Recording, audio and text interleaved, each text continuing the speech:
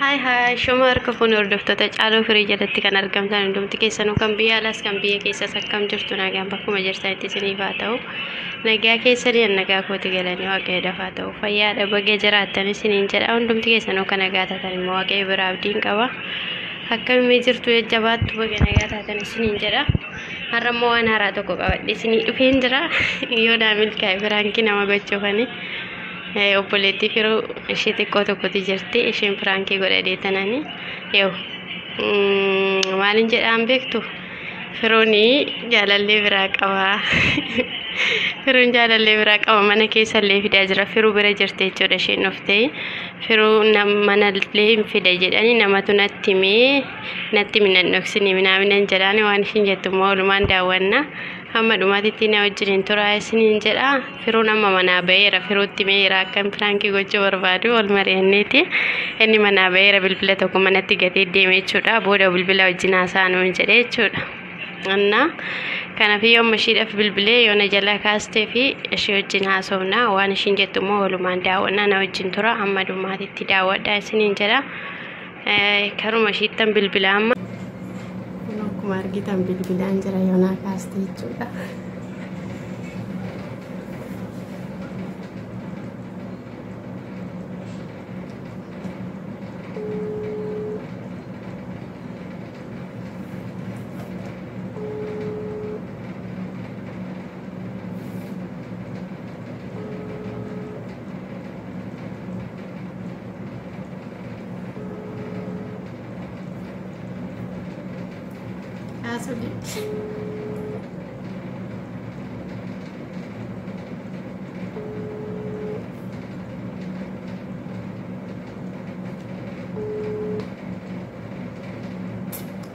Kastu jechuudha boodarra deddeebi'ee yaada yookiin kaastee na yaada yoo didaa immoo hin hafaa bakka.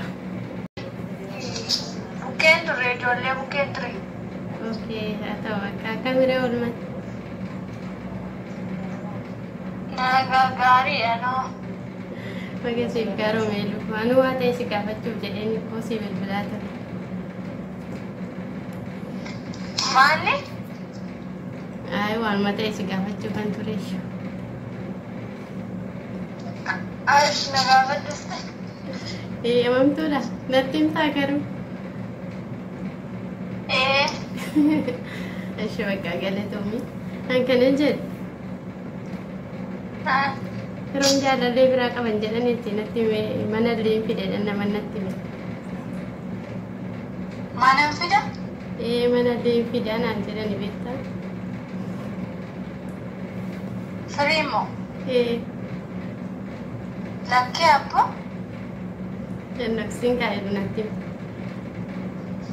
Dhugaa waaqa lakkee? Dhugaan jedhee argitee beektaatu iyyuu. Dhugaa waaqaan argeen beeku lakkee abbo? Guyyaa baay'ee fideedhanii barman. Ay an argeen beeku lakki. Dhugaa. Dhugaa? Garuu qabeedhani maalum beekasittuun argin malee. Ani hin beeku garuu. Maa wallaalta beekaa dhoksita obboleessa koo jettee ofitti qabdee dhoksaa jirta miti. Dhugaa waaqaan hin beeku lakkee jechi maal sittiin himuutu hin beekate. Waan obboleessa kee ta'eef dhoksaa jirtaanis. Dhugaa waaqaan lakkee isatti isaafiyyuu miti hin beeku malee. Isaafiyyuu miti hin beeku malee. Akkamitti wallaalta inni guyyaa baay'ee mana fideedhanii bara ijoolleen natti hime achuma bilbilanii natti himanii bara. Lakkee abboon namayyuu fideen beeku manattu. Yeroo hundumaa laaqana wajjin nyaatudha mana. Qaayessi lakkee namayyuu fideen beeku mana kana. Lakki dandamsinee biyya natti hime dhugaa. Dhugaa waaqa lakkee namayyuu fideen beeku malee sitti amma inni dhufee kana gidduutti. Beekaduma dhoksaa jirta malee illee garuu argiteetta. Dhugaan si jechaa jira maal taate? Ishee bakka ta'u kamii hundaaf erga jette garuu guyyaa guyyaatti mana fidanaan jedhani beekta. Guftaatiin ani hiriyyaan isaa kan ta'an nama dur baay'ee argee hin beeku malee. Maalan beekan akkas naan jedhani. Asuma biyyuma kana keessa. Eeggadda fa'aa wajjin baatan naan jedhani bar sadeen jaraa iddootti argine naan jedhani gaafa bakkee baatasan. Gaafa bakkee baatan sana. Gaafa bakkee baatan sana wajjin oolta sadeen keessan jedhan. Yoomidha kan isaa amma? Kan isaan hin beeku nama natti akkas jedhani sadeen isaanii iddootti argine naan jedhan. Gooftaa Yesuusii lakkii haadha koo. Hin argine reetama. Dhugaa waaqala gaafa lidhatii koo sana gaafa guyyaa dhaloota koo sana. Guyyaa sana ta'inaa laata maalan beekaa? Eenyu wajjin ooltan gaafa? Gaafa sana mucaa xiqqoo tokko kutaa 4 baratti ishee duukaa baane isatu nu fuudhee deeme. Ishee goddanyaa keewu? Isheen immoo kutaa 4 baratti isheen ijoolleedha. Ishuma jaalate ta'inaa laata? Maqaa gooftaa Yesuusii maali?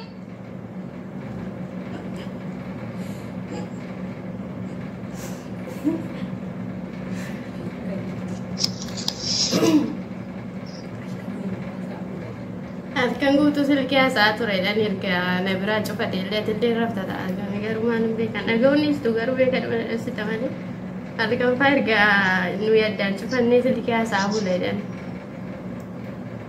Maqaa gooftaatiin ani akka kootti argee siin beekuun dhaga'ee siin beeku halkan. Naati nageessu kan rafta.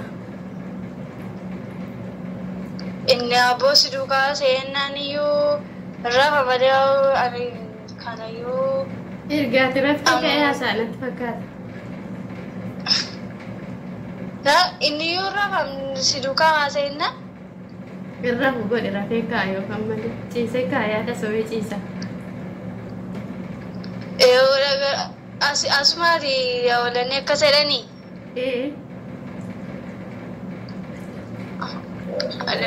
Beeku qabees.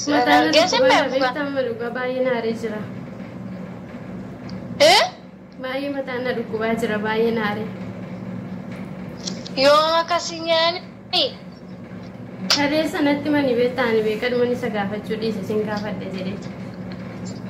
Dhugaa waaqayyo lakkee abba maala. Baay'ee tokko mataan na dhukkubaa jira dhugaa baay'ee naaree. Gooftaatiin simaaf isaan dambaasuudha malee kiristoosiin nama akkasiyyuu hin taabbo. Dhiisa akkasin jedhee anuu akkasumaan jechaa ture beektaa firoo akkasittiin eeguun ture. Dhugaa si jechaan jira maal taate? Bakka abbaa barbaade wajjinaa jiraatu kana booda dhimma isaa keessaan galu bakka anan dhiisa kana booda waan hin godhane hundatti. Waan namni jedhe amantaa dhammati. Waan hin godhane soba miti bar nama sirriitti itti dhiyaatu natti hime. Yoo abbaan isaa immoo? Suuraa nama wajjin ka'e faayin argee beektaa suuraa shamara wajjin ka'e natti argame. Nama biraa wajjiima. Hammatee nama wajjin ka'e shamara jechuudha. Gooftaatiin hin argine gaabbachi. Sittin argisiisu si dhoksasiin. Beeku kan garuu. Yoo feetellee na dhoksita malee lukkuun na dhoksinu kan waan jiru natti garuu na dhoksinidha. Dhugaa waaqaan waan hin beekudha taanaan garuu sitti hima malee hin beeku dhugaa waaqayyo. Homaa waan beektu hin qabdu reeti. Dhugaa waaqaan waa tokko hin beeku malee osoo mitiiti waa'ee isaayyuu hin beeku sirriitti. Nama baay'ee jajjaarratee dhiisedhaan kanaan duras natti maniiran garuu nama nan dhiise isallee gaafannaan lakkinaan jedhe beektaa amma immoo kun suuraan arge. Yeroo gara bichi nas keessa sitti dabalee suni. Abbicha maatti gootaman abbicha maal gochanii macheessu. Nama isa wajjin ooludha. Nama ofirra wajjin ooludha namni sun. Misgaanadha. Ay, dhiisa abbaa maqaa maal gochan dhaamitanii. Ay, ani beeku garuu dhugaa waaqa dhugaa isaa sitti faa jiran garuu. Ati immoo obboleessa keetiin dhoksitaaf nama beeka. Dhugaa waaqayyo utuu hin beekate immoo dhoksu malee. Hin sodaatta. Naannoo lattee faa sodaatta. Dhugaa waaqayyo maalin sodaadhaan waan inni godheedha maalin sodaadhaan utuu hin beekate. Maalan beeka gisee mana fiduuf akkamitti arguu dadhabde garuu. An argeen beeku takkaayyuu haadha konnisis silkii isa kana tuttuqa jaateef an isa sanarratti argeen beeku waa tokko.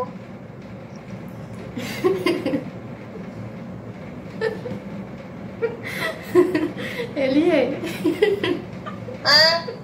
Ani piraangisi gochaa jira dhugaa waaqayyo dhiifama naaf. Garaana nyaate.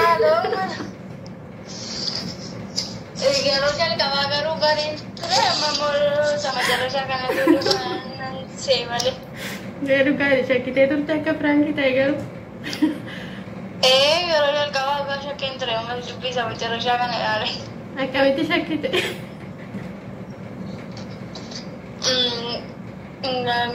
Akkasumatti sagalee keessatti hin bareedna. Okay. Dhugaa piraangisi godhe dhiifama ishee. Natti immoo naarin.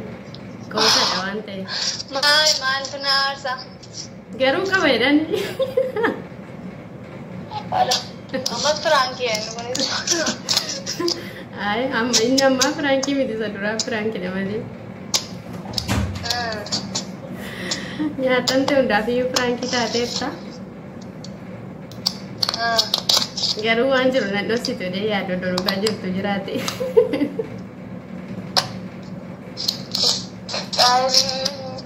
Naannoo dandeeyyuu naqsaatu. Dandeessan naqsitu miti sila. Dhugaan dubbiin qabadhu dandeeyyuu yaada.